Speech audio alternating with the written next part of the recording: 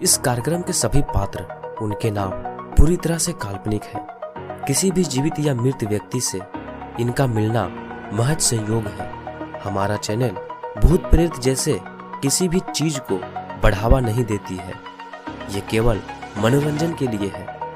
तो चलिए शुरू करते हैं आपका हमारे चैनल कहीं अनकही घटनाएं में स्वागत। जब इंसान की सांसें भी थामने लगे, जब इंसान की रूह भी कांपने लगे, तो अंदाजा लगाइए उस समय इंसान के जहन के अंदर कैसा माहौल होगा। मान लीजिए कि आप वही काम करते हैं और अचानक से आपका कुछ ऐसी शक्तियों से सामना हो जाए जो अप्रत्याशित हो, जिन्हें देखने के बाद या यूं कहें कि जिन्हें महसूस करने के बाद आपकी जिंदगी ही बदल जाए। दोस्तों, कुछ ऐसा ही हुआ गुजरात में एक एटीएम सर्विस कंपनी में काम करने वाले जितेंद्र के साथ। गुजरात में एक एटीएम सर्विस कंपनी में काम करने वाले जितेंद्र एक मध्यम वर्ग के इंसान थे। वो ना बहुत हाई फाई सोसाइटी के थे, ना ही बहुत गरीब। बस किसी तरह उनके जीवन का गुजारा चल जाता था। इतना तो वो कमा लेते थे, उनकी शादी को करीब 4 साल हो चुके थे। उन्हें एक बेटा भी था।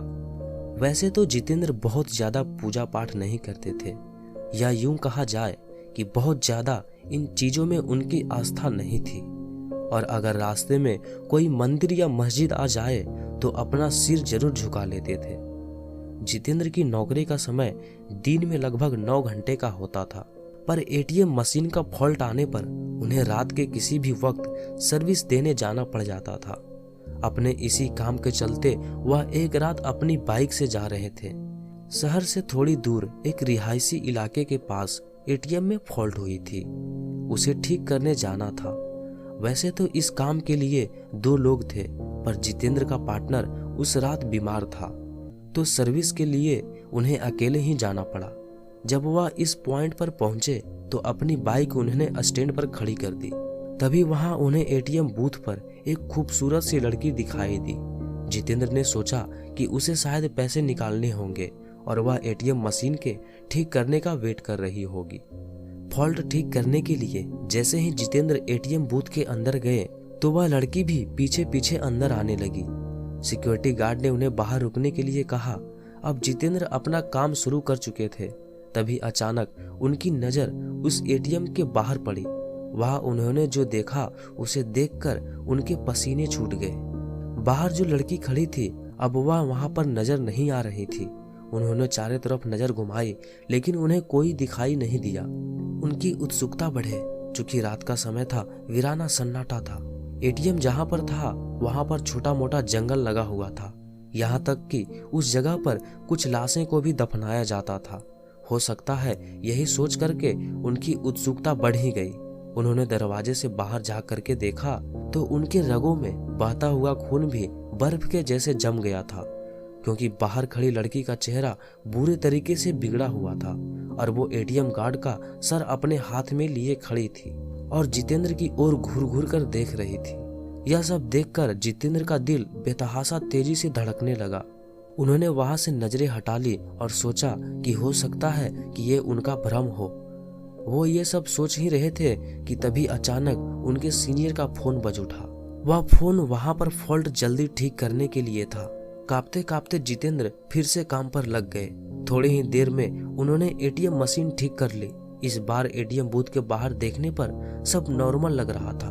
वह लड़की भी वहीं खड़ी थी और एटीएम बूथ का गार्ड भी उसके आसपास आराम से खड़ा था। जितेंद्र ने सोचा कि पहले जो भी देखा होगा वह सब उसका भ्रम होगा।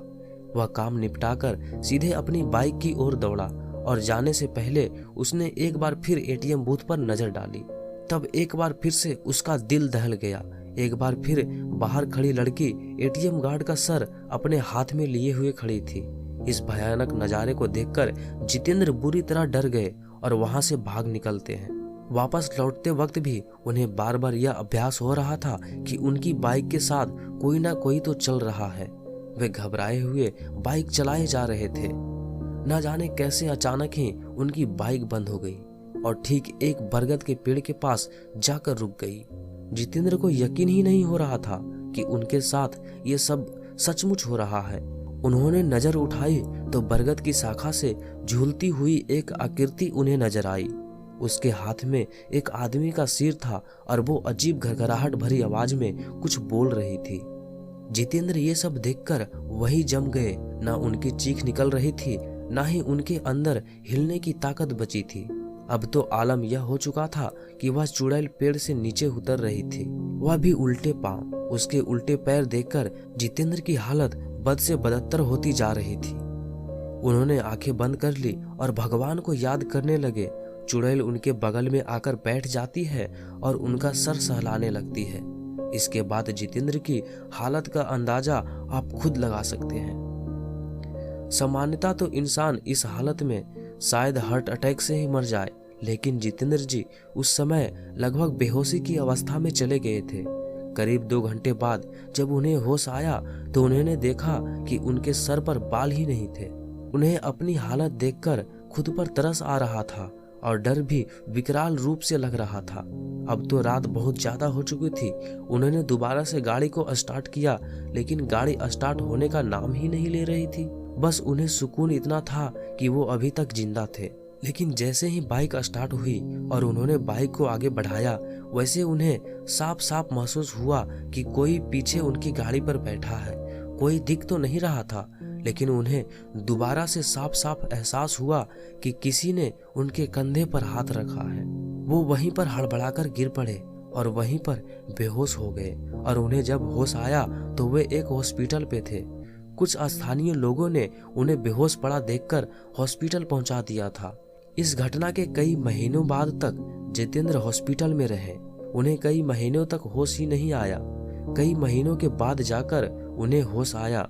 इसके बाद धीरे धीरे करके वह सामान्य हो गए।